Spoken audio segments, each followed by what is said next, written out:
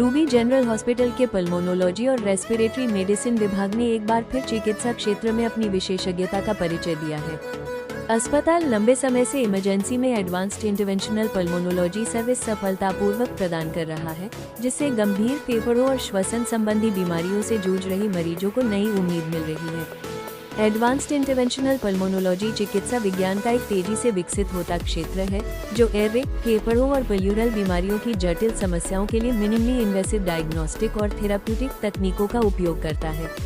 इन आधुनिक प्रक्रियाओं के माध्यम से कई मामलों में पारंपरिक सर्जरी की आवश्यकता को टाला जा सकता है। अधिकांश प्रक्रियाएं आउटपेशेंट या कम समय के इंडोर उपचार के रूप में की जाती हैं, जिससे मरीजों को शीघ्र राहत और कम जोखिम मिलता है।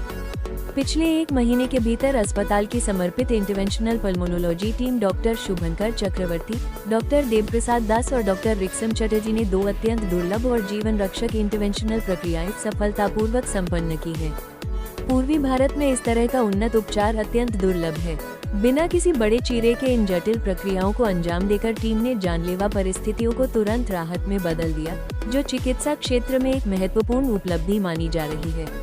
ये सफलता न केवल अस्पताल की तकनीकी क्षमता को दर्शाती है, बल्कि यह भी साबित करती है कि आधुनिक इंटरवेंशनल पल्मोनोलॉजी गंभीर श्वसन रोगों के उपचार में एक प्रभावी और सुरक्षित विकल्प बनकर उभर रही है।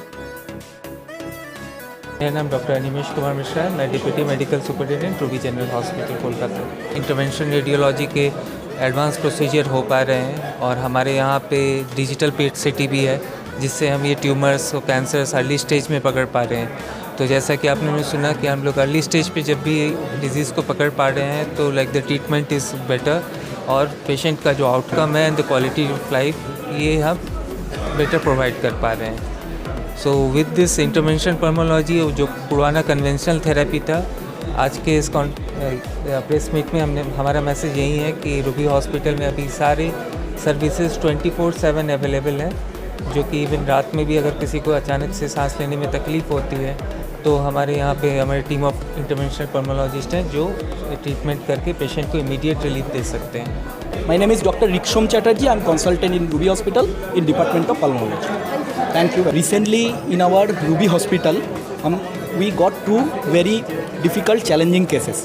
पहला जो पेशेंट आया था इज 62 ईयर फीमेल। ये presented with us with severe respiratory distress, बहुत ज़्यादा सांस फूल रहा था, ऑक्सीजन लेवल कम था एंड वह सीवियर चेस्ट पेन था लेफ्ट साइड में।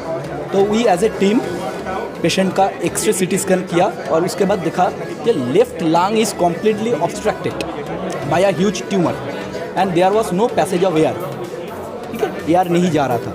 तो we it is a life threatening condition, so we did emergency bronchoscopy.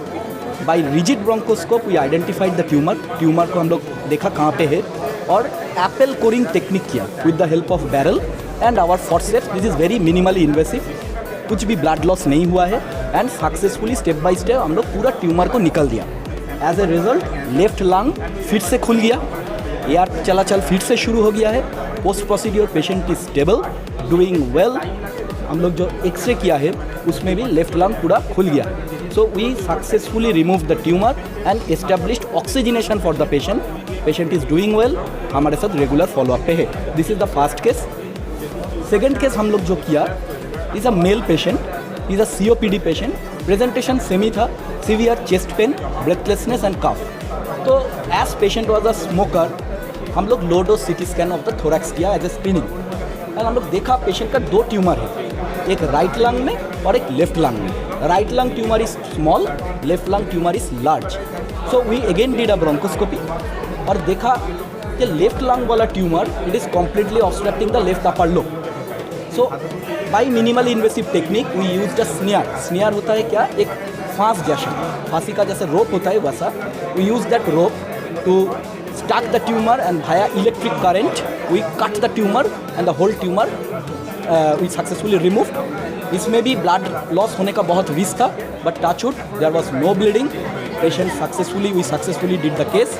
Patient is stable, doing well, and again he is our routine follow-up patient.